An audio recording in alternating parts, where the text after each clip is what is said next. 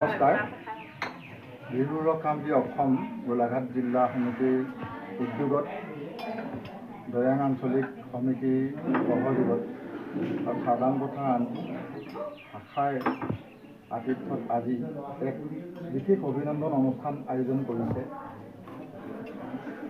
বিহু বিষয়ত ফকাটিঙৰ junior secondary বিদ্যালয়ৰ দেৱযানী বৰাই গোলাঘাট জিলাৰ ভিতৰতে সৰ্বাধিক নম্বৰ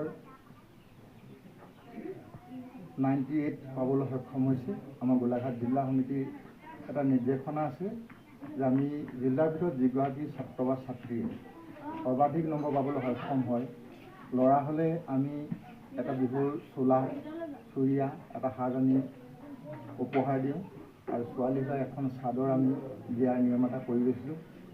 তদুদ্দেশ্যে আজি এই মহসুতি প্ৰাথমিক বিদ্যালয়ৰ প্ৰাংগণত স্থানীয় ৰাইজৰ সহযোগত এই অভিনন্দন অনুষ্ঠানটি আয়োজন কৰা হৈছে আৰু লগতে ইয়াতে এনাজৰী বুলি এখন স্কাউট বিদ্যালয় লোককৃষ্টি অধ্যয়ন গৱেষণা কেন্দ্ৰৰ কাৰণে এখন বিদ্যালয় খুলিছে। আজি আৰম্ভণি হিচাপে শুভ উদ্বোধন হ'ব।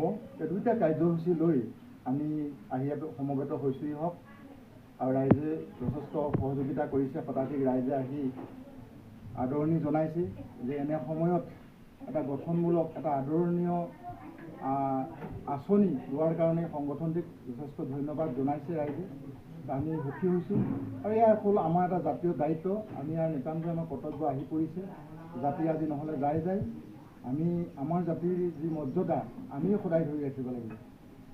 তৎ উপলক্ষে আমি আজি সকলো সমবেত হৈ আনুষ্ঠানিকভাৱে আজি ছাত্ৰীগৰাকীক অভিনন্দন জনোৱাৰ লগতেই আমাৰ লোককৃষ্টি অধ্যয়ন গৱেষণা কেন্দ্ৰ আমাৰ এনাজৰী বিদ্যালয় আজি শুভাৰম্ভ কৰিবৰ কাৰণে আজি আমি সকলোৱে সমবেত হৈছোঁ।